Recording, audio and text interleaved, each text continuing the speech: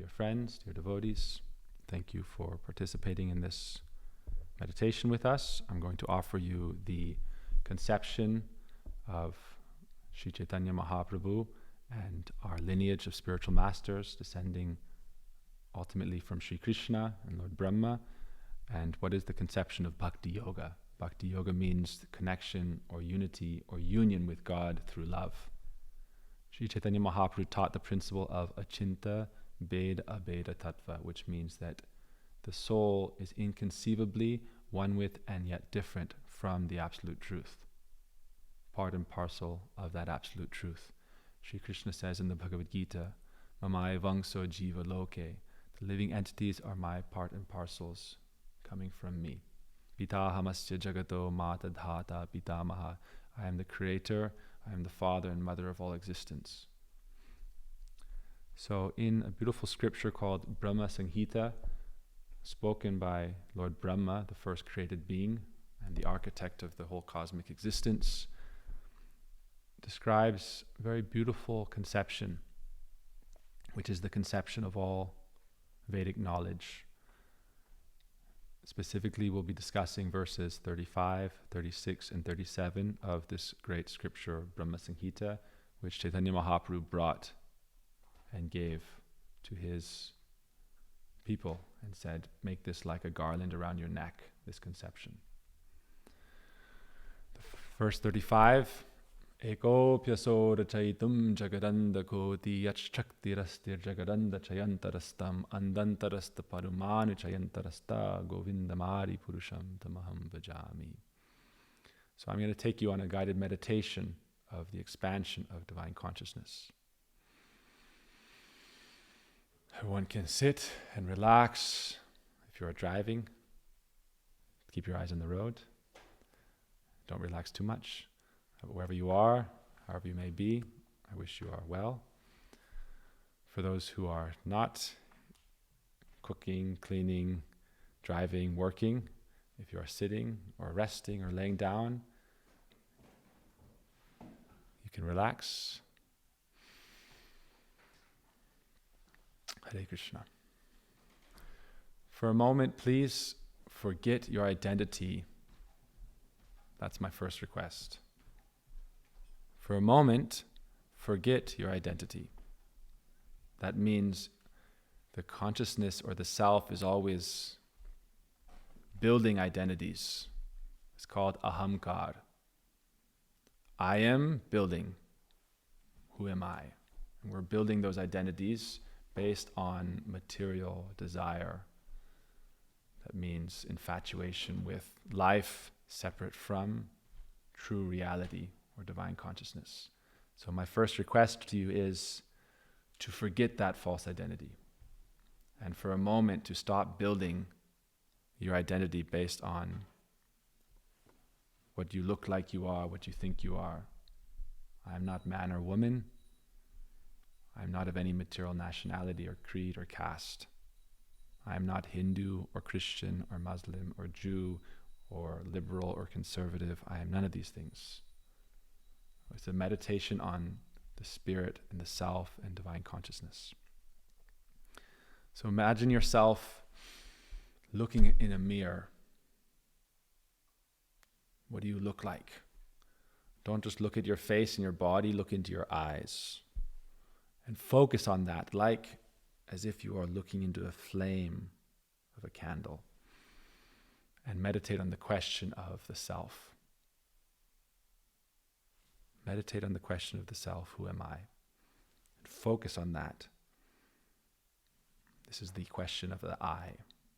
Behind the identities we're always building for ourselves. I am a doctor, a lawyer, I am a politician, I am a mother or father, I am a worker or a businessman, a student or a teacher. What is I? And look into your eyes. But now we should expand beyond that and think of you. What is you? In a simple way, think of the person you love most in this world. This is internal, this is personal. This is not for the public. Close your eyes and look into that mirror, but instead of seeing your face, see that person you love the most in this world. And look into their eyes. What is connecting you to them? What is connecting to them is love and relationship. This is you, from I to you. And now we should broaden our conception or expand our consciousness towards family or towards friends. From I to you to we. You can meditate on your family, your friends growing up, your friend circle now. This is we. But you should stretch the limits of your consciousness towards an even larger sense of community, to the whole world. And the Vedas teach that we're all one family. Vasudhaiva Kutumbakam. What makes us one family? Despite so many differences, so many theories and creeds, so many ideas and so much competition and quarrel, yet we are one family. What is it that binds us as one family? Krishna says in the Bhagavad Gita that all things, all beings emanate from me. I am the original source. And so Chaitanya Mahaprabhu teaches us that we are one with that by quality and different with that by quantity. We are part and parcel of that supreme whole. The only possibility for realizing that connection truly is Bhakti Yoga, which means the yoga or connection through divine love, understanding our relationship. There are many kinds of love, like the love of a mother for a child, the love of a friend, the love of a lover. We have this conception of the world. We should even go broader than that. We have our meditation on this earth, and all people meditate in your mind. Sometimes you see in a disaster movie, something like Armageddon, there's an asteroid coming to hit the earth, and everyone's praying. Everyone's united in prayer. Christians and Hindus and Muslims and Jews and atheists. We're all praying for some salvation or some saving grace. So when there's an exterior threat, we're all one family. The aliens are attacking. Now we're all one family. Before, we're fighting between nations, Ukraine and Russia, Israel and Palestine. Whatever era you look at, there's always quarrel, war, strife. But when there's an external threat, we're one family. So we are one family. But we should stretch that beyond the human race, but all living entities, all of life, and realize that all of life is sacred. Because all of life is divine in its nature. The principle of life is divine. Life itself is divine. That is the difference between spirit and matter. So we should meditate on this entire universe. And in your mind's eye, you can see it radiating effulgence like a golden egg. And then you travel beyond that conception. You can meditate on, you may be sitting in a room, you may be sitting in a car, you may be walking outside. Imagine all the space around you is filled with those golden eggs. Sometimes it's called like golden mustard seeds. Golden mustard seeds in this room, this temple we're in, this room could be filled with tens of millions of golden mustard seeds. All of those universes, it's described, emanate from that original source, and we are part and parcel with that. Therefore, we are connected to all of life. That is the meditation. We are connected to all of life. Therefore, the betterment of life is our purpose in life. The service of life is our purpose in life, because we are connected to all of it. Therefore, no man is an island. Therefore, we go from I to you to we. The service to we is the service to I, because I am connected to that. My relationships affect me. My relationships with others enhance my experience of life. If I have positive relationships with others, that enhances my positive experience of life. If I have negative relationships with others, that increases my negative experience of life, because I am part and parcel with life itself. That is the conception of Chaitanya Mahaprabhu. Therefore he says, Jive Samandibe, honor all life. Living entities, that is life. So honor all life, knowing that God resides within. Krishna Adhishtan. So now you can meditate in your mind's eyes, stretching your consciousness towards seeing tens of millions of golden mustard seeds, golden eggs pulsating in endless space. And then zoom out even beyond that and meditate on the cosmic form of the absolute truth. Karanadakshayi Vishnu, which means that the Supreme Lord resting in the ocean of all cause. And as he inhales, all those countless universes enter his divine form, and all life resides within him. This is called the ultimate conception of knowledge, Gyan.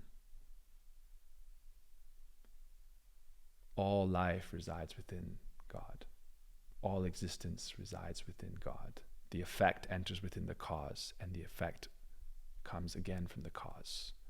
Therefore, it is said in the Vedas that everything emanates from the sacred syllable, Om, because that is the seed of all existence. And as the Lord exhales, comes the cosmic sound, Om.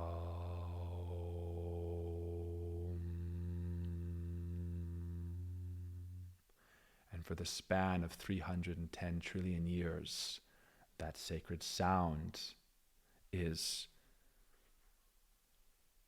the baseline permeating all of existence. Therefore, it's said that even deeper than atomic theory, quantum theory is sound. And everything is manifesting from that sacred sound. This is the Gyan conception. We are one with and yet different from that. We are part and parcel with that. We are connected to all of life because that is our source. However, now we should do a different kind of meditation. We should come inside. Now go back to the I. Go back to looking at self. Meditating on self in the mirror, looking at your face, looking into your eyes. As you're looking into your eyes, you're meditating, you can look into a mirror. Or if you're closing your eyes, you can meditate on yourself looking into a mirror and see yourself, not your body, and think, I am not this body, this man or woman. I am not ahamkar, which is self-making. I am deeper than the identities I create by my mind and my mental desires through my karma. I am self, and I am part and parcel with the Supreme Self. So we go from cosmic consciousness now into atomic consciousness. It's described that Eko Pyasora Chaitam Jagadanda Koti, from that original cause, that source of all life, the tens of millions of countless universes manifest.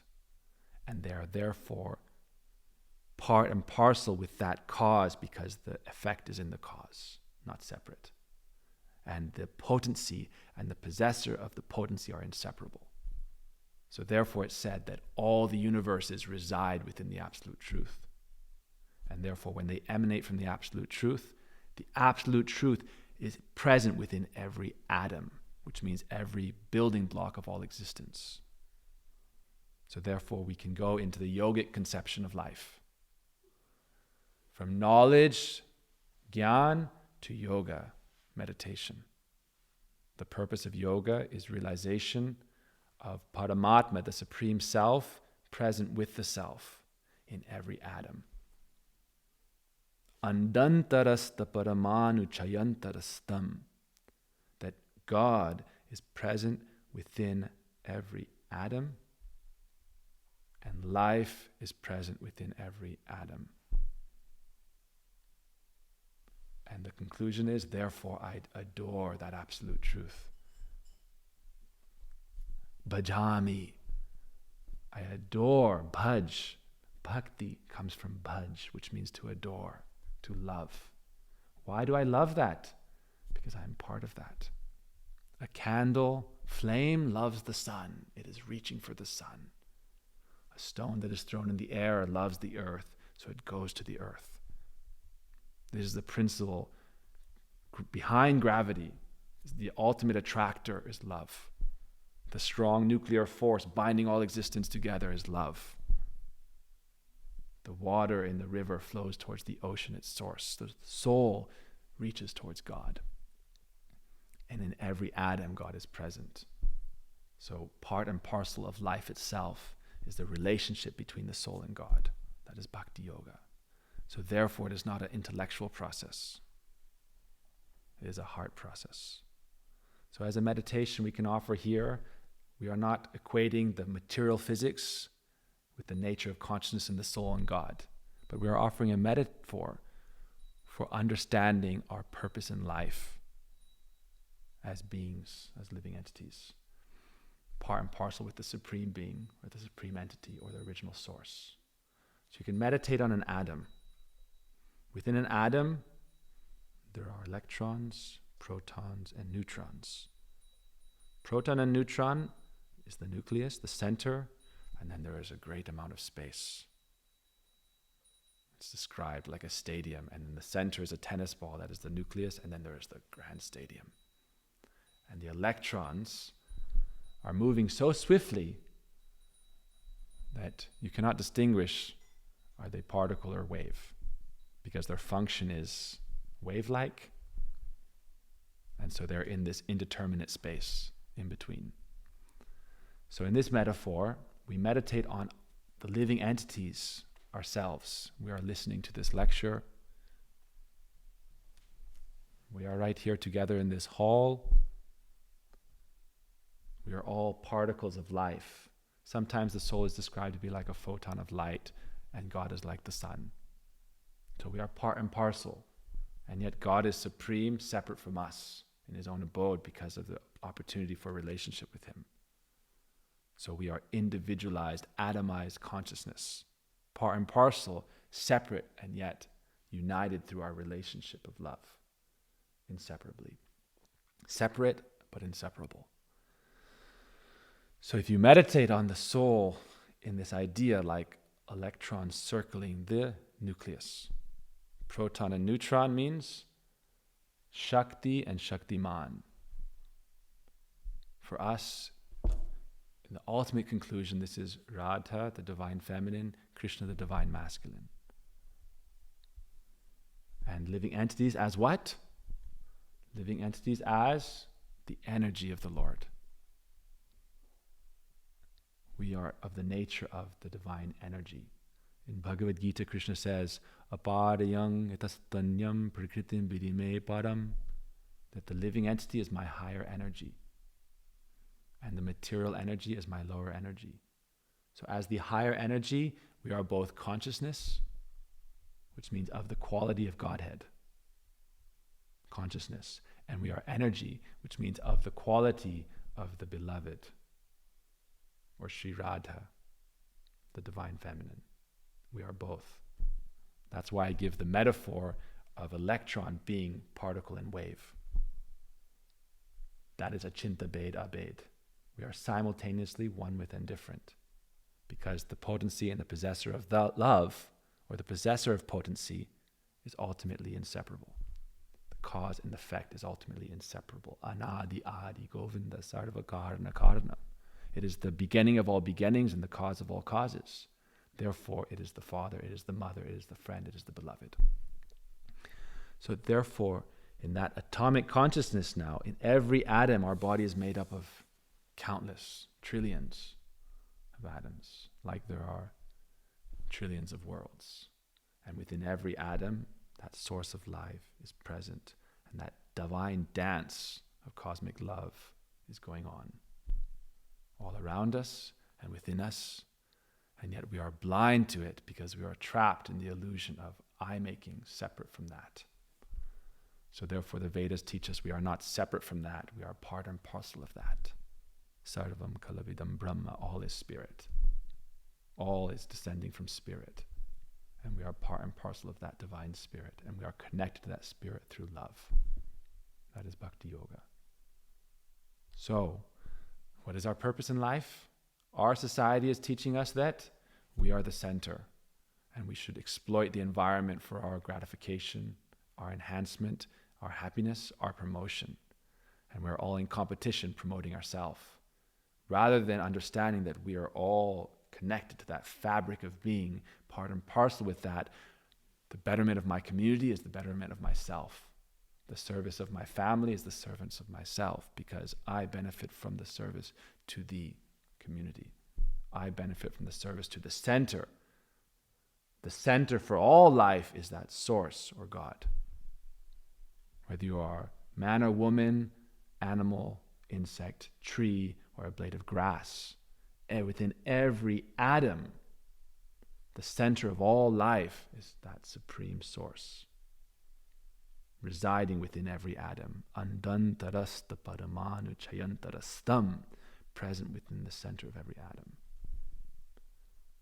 It's very hard to conceive of, but it's said that the soul is the size of 1/10,000th of a tip of a hair.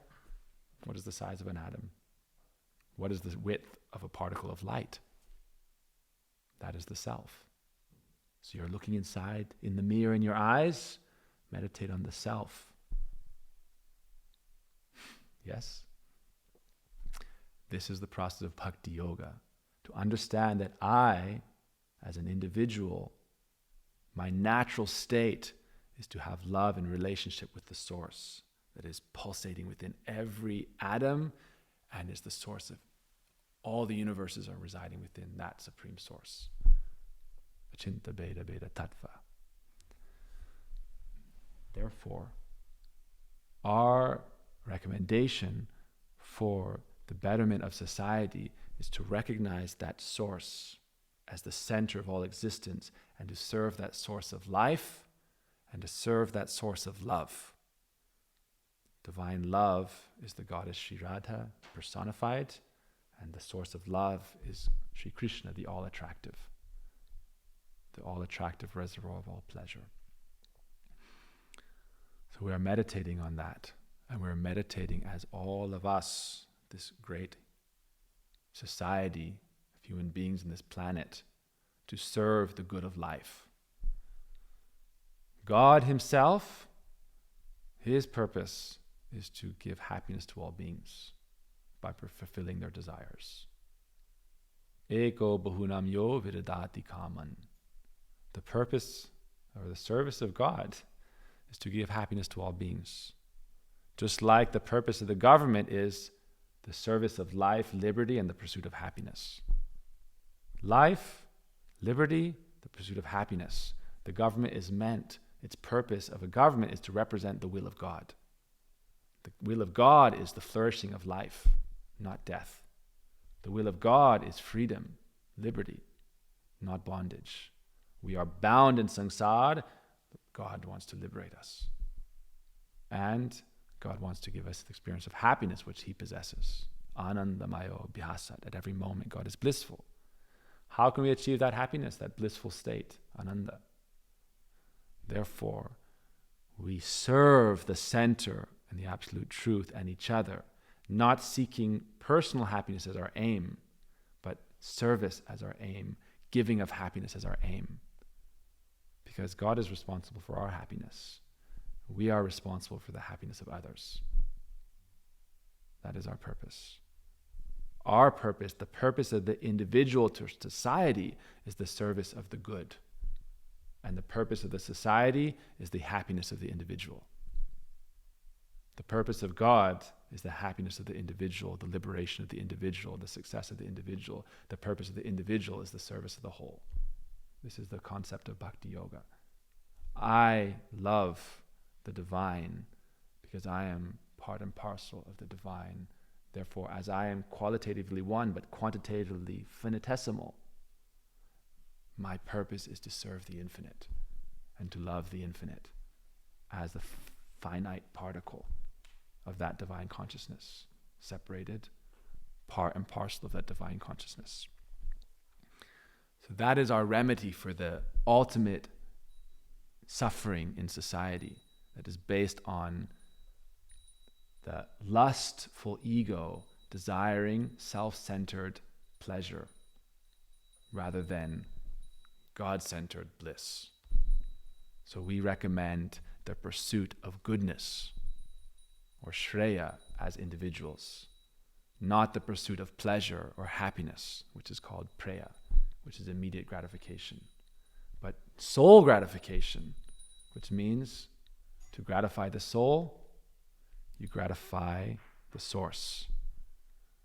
To nourish every leaf, which means every living entity, you water the root of all existence. That is called Bhakti Yoga. So that is our divine consciousness. So in this way we go from the cosmic to the atomic to the realization of our purpose in life. Then we can be happy at every moment because we are not relying on this moment for happiness. We have a higher happiness, which is a fulfillment of our purpose as jiva, or as life itself, to serve life itself.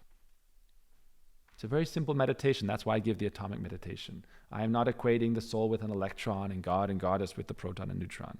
I'm giving a metaphor to understand that all life is for the purpose of all life and to serve the source of all life. And we are part and parcel of that life, and we are a particle of life.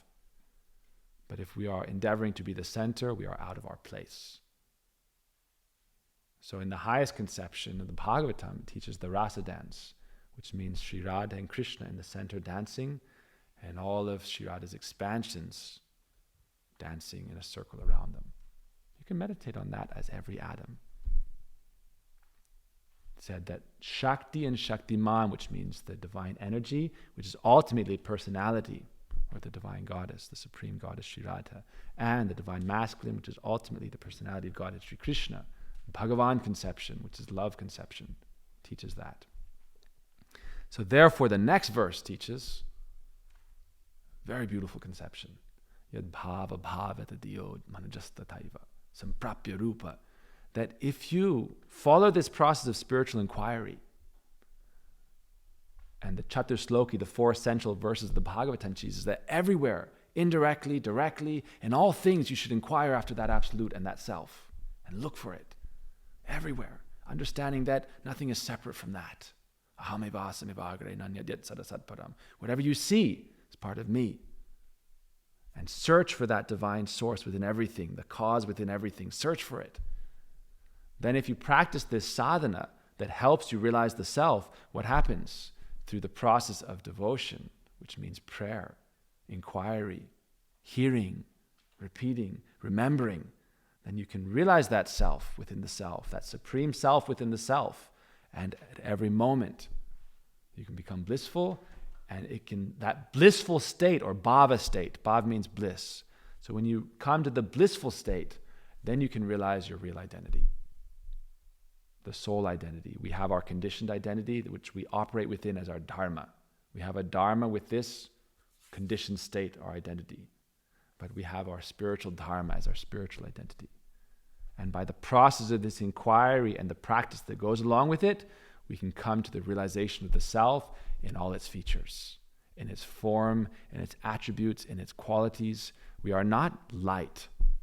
We are personality.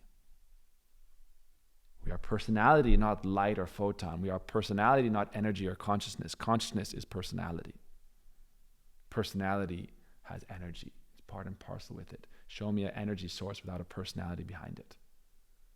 The energy source behind all of life is the personality of Godhead and His divine energy, Shakti, Sri Radha.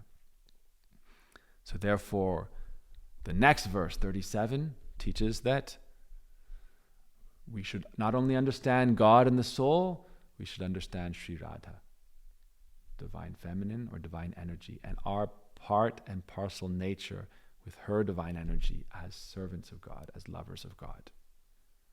So verse 36 of Brahma Samhita teaches us that there are many different rasas or relationships with God, and that the highest one is the mood of Shringar, or divine amour, divine love in its highest perfection. Unata Ujvala, the highest, brilliant, divine love, that is the love between Radha and Krishna. Therefore, verse 37 teaches, Ananda Chinmaya Rasa Pratibhavitabis Tabirya Eva Nijarupataya Kalabi Goloka Eva Nivasatti Kilatmato Govindamadi Purusham Tamaham Bhajami. Ananda, bliss, Chinmay, transcendental rasa, relationship, affection, manifests and comes from the source, Sri Radha. That means the divine feminine, divine goddess in her relationship with Sri Krishna.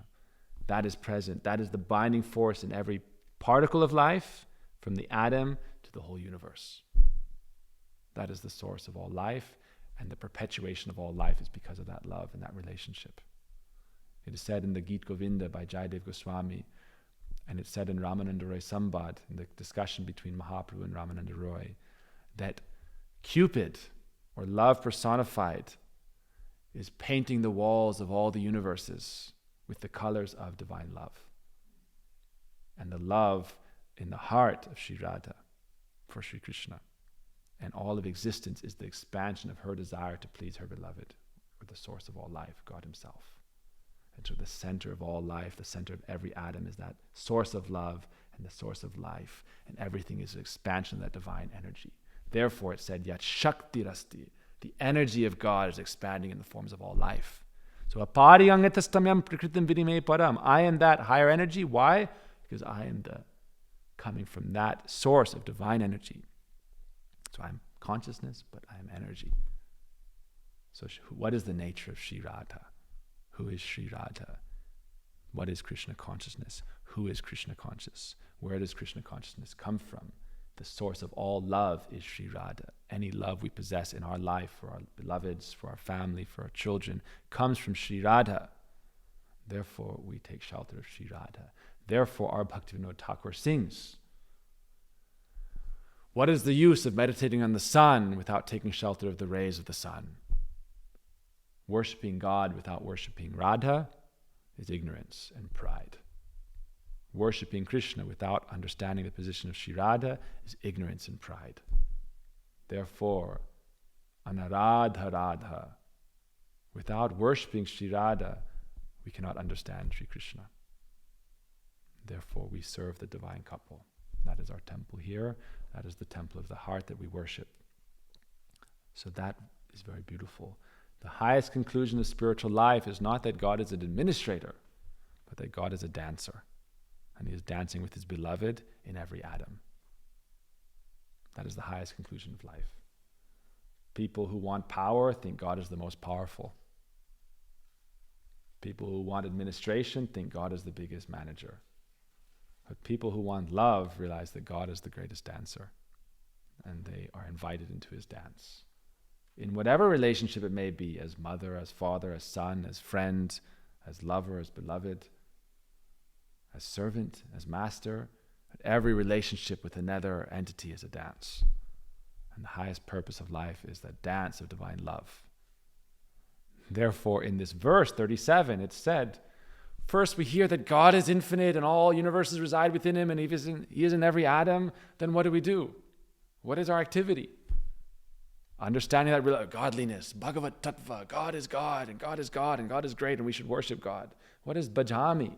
Bhajami is not worship, bhajami is love. Bhajami is an emotion. And then an action that comes from the emotion. Yad bhava bhavita diyo manujastataiva. By that divine expansion of love, we realize our form that is perfectly suited to the service of divine love. Therefore, we receive form. It's very interesting if you look at these three verses. I was thinking of this separate than these verses. I was thinking, and I said, maybe Brahma Samhita has something about this. And it is right there. Atomic consciousness, cosmic consciousness, and love consciousness. From the cosmic to the atomic, then immediately it talks about love and the forms best suited to that love. And it said by worshiping God through prayer or kirtan. 36 is all about kirtan. The dharma of this age is kirtan. It said through kirtan, you realize your form, your attributes, your ornaments, bhushanam, rupanam. It's very interesting. I recommend everyone to read these verses with his understanding. It's said right there in the purports, and it's said right there in the verses. With love, that means bliss. That means the highest stage of practice leads to bliss. And with that bliss and your emotions, then the human beings, manujas, achieve samprapya, their divine form, rupa. Not only their form, their glories. All souls are glorious because they're part and parcel. If you want to worship God, you must become godly. So you are divine, but you are stuck in this I-making and material existence in the conditioned state of life, separate from God, with the self at the center, not God at the center. with enjoyment as your purpose, not service as your purpose. We give enjoyment to God. That is our purpose. We seek to be beautiful for the pleasure of God, not to enjoy beauty. If you have this mentality, then every man and woman you can see as very beautiful in the service of God. Instead of lust being your focus, you see beauty, and you appreciate beauty and think, how beautiful is life in the service of God. All beings are beautiful, and so instead of being disturbed by their beauty because of lust, you think, oh, how beautiful are they in service of God. So then you achieve your form, your glories, your ornaments. This means your 11 transcendental characteristics of your soul in your relation with God. It's very beautiful. Nigama pratitai stuvanti. Through prayer, stuvanti, the Vedic literature is achieving those divine form. It's said that Vedic literatures personified achieve the form of gopis, cowherd damsels, and enter the dance with Krishna. The Vedas, the Upanishads, the Shrutis, the Smritis, all prayed stuvanti. They all performed kirtan, offered prayers, and meditated for thousands of years, and then achieved their divine form and entered the dance and realized that God is a dancer, not an administrator. And Krishna's created being from the form of Narayan, Lord Brahma, thought the purpose of my life is administration and creation and managing it. And God is the manager, and I am the creator and the operator, and Shiva is the destroyer, and that is the highest, that is the Trinity. But beyond the Trinity is the lover, the dancer, Krishna himself. Not the king, but the prince. And not the prince full of duties and responsibilities, but the prince who is young. There's no obligations but the service of divine love and the activity of divine love. And so therefore the next verse teaches us that if you want that divine form, you perform this sadhana and understand your connection and service to Sri Radha in whatever rasa you may be. One of our friends was asking me, what is the position of the cowherd boys and their relation with Sri Radha? Whatever rasa you are in, the source of all rasa and the source of all love is Sri Radha. Therefore, you cannot separate Krishna from Radha. Those who try to separate Radha and Krishna are in ignorance and full of pride. They want to have direct relations separate and remove that. But we worship the divine couple, understanding that they are one and inseparable. And we are circumambulating that. We are performing parikrama of that. That is why we do parikrama. Why do you circumambulate the tulsi tree? Why do you circumambulate the holy place? Why do you go around and around? Why do you go around and around the beads? Because we are not the center. We serve the center. We dance around the center. All life is rasa, dance. We are either dancing around Maya or dancing around Krishna and Radha. That is life. So it is our choice. We want to dance around Maya, building our eyes, the building blocks of I making, and I am the center and everything is meant to please me. Or I am dancing around the center and I am meant to please and serve life and love itself.